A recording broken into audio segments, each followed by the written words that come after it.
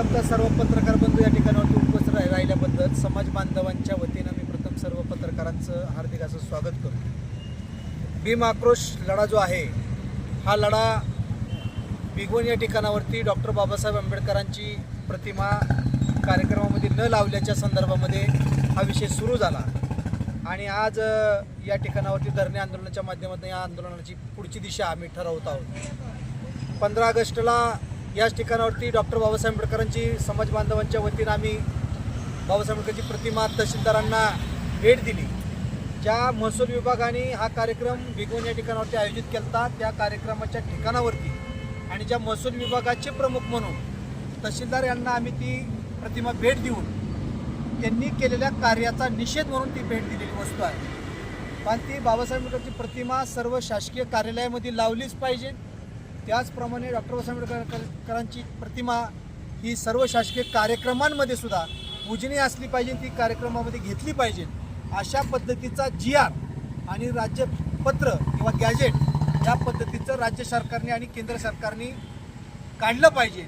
या संदर्भातली प्रमुख मागणी घेऊन आज या ठिकाणावरती धरणे आंदोलन चालू केलं। बंधूंनो, आम्हाला एवढंच या माध्यमातून सांगायचं आहे की वेळोवेळी समाज घटकांच्या या मागण्या मान्य करत असताना बहुजन समाजातले आमचे सर्वांचे हृदय सम्राट, आमच्या सर्वांचे लाडके नेते, आमच्या सर्व कुळाचे उद्धारक डॉक्टर बाबासाहेब आंबेडकर यांनी जे देशासाठी जे योगदान दिलेलं आहे ते योगदानाचा विसर हा राज्यकर्त्यांना पडलेला आहे आणि तो विसर त्यांना पडू न देता त्यांच्या लक्षात आणून द्यायचं आहे की तुम्ही बाबासाहेब आंबेडकरांचा जो अपमान चालू केलेला आहे तो अपमान हा समाज बांधव सहन करणार नाही। आपल्याला लक्षात आलेलं असेल की भिगवणच्या परिसरामध्ये आम्ही बंद पुकारला, अत्यंत लाक्षणिक असा बंद त्या ठिकाणावरती संपन्न झाला।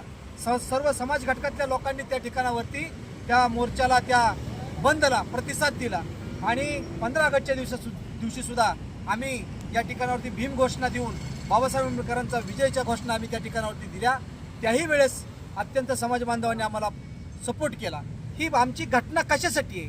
कारण भारतीय संविधान हे भारतामध्ये चालतं। कुठल्याही महापुरुषाला आम्हाला नावं ठेवायची नाही, परंतु बाबासाहेब आंबेडकरांचं कार्य हे सर्व समावेशक आहे, सर्व जाती धर्मांना घेऊन आहे। आपण पाहिलं असेल आरक्षणाची बाजू काय आहे, आरक्षण कशासाठी लागू आहे?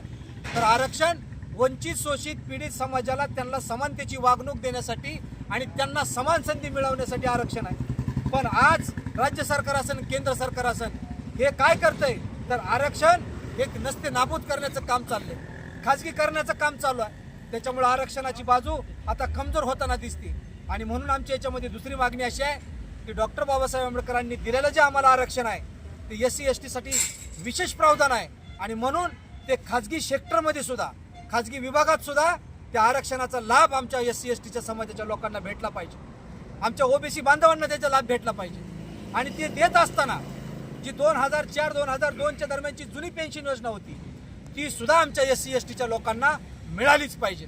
अशा पद्धतीची आमची मागणी आहे। आमची तिसरी मागणी अशी आहे की भटक्याभिमुख जाती जमाती असत्या, SC शेड्यूलसाठी असणाऱ्या ज्या शासकीय शाळा आहेत या शाळेला सुद्धा अनुदान काही प्रमाणामध्ये सरकार लांबणीचं काम करतं, काही प्रमाणामध्ये त्यांचं अनुदान कमी प्रमाणामध्ये देतं। मग अशा शाळा बंद करण्याचा डाव ह्या राज्य सरकारने केलेला आहे। आपल्याला माहिती असेल आता विदर्भ आणि भागांमध्ये भटक्याभिमुख जाती जमातीच्या शाळा कमी करण्यात आलेल्या आहेत, त्यांची लायसन्स कमी करण्यात आलेले आहेत, त्यांच्या परवानग्या रद्द करण्यात आलेल्या आहेत आणि त्या न होऊ देता आमची समाज बांधवाच्या वतीनं आम्ही सरकारकडे मागणी असेल की त्या ज्या शिक्षण संस्था ज्या लोकांनी काढलेल्या आहेत त्यांच्या शिक्षण संस्थांमध्ये त्या ठिकाणावरती त्यांची मान्यता पुन्हा द्यावी आणि त्यांचं जे अनुदान आहे ते योग्य पद्धतीने त्या शेतकऱ्यांना, त्या शिक्षक वर्गांना, त्या कामगारांना, त्या मुलांना पुन्हा भेटली पाहिजे। अशा पद्धतीची आमची मागणी। बंधूंनो, आपल्याला माहिती असेल की आपल्या तालुक्याचे कृषी मंत्री आहेत भरणे यांनी आपल्याला गेल्या काही दिवसापूर्वी सांगितलं की आम्ही हा तारांकित प्रश्न करू, राज्य मंत्रिमंडळामध्ये बांधू, परंतु आम्ही गेली 2 आठवडे झाला वाट पाहतोय, अजूनही मंत्र्यांनी कुठल्या पद्धतीचा त्या पद्धतीची बातमी आमच्या कानावर पडू दिली नाही। म्हणजे बाबासाहेब आंबेडकरांच्या नावावरती तुम्ही निवडून यायचं, बाबासाहेब आंबेडकरांच्या अनुयायांना म्हणायचं मी तुमचा आहे, परंतु मामांना आमची विनंती राहील, राज्य मंत्रिमंडळाला विनंती राहील की तुम्ही जागे व्हा। बाबासाहेब आंबेडकरांची लेकरं तुम्हाला डोक्यावर घ्यायला जशी उपेक्षित आहेत डोक्यावर घेताल तसंच तुम्हाला खाली खाली घेतल्याशिवाय राहणार नाहीत, ही पण लक्षात घ्या.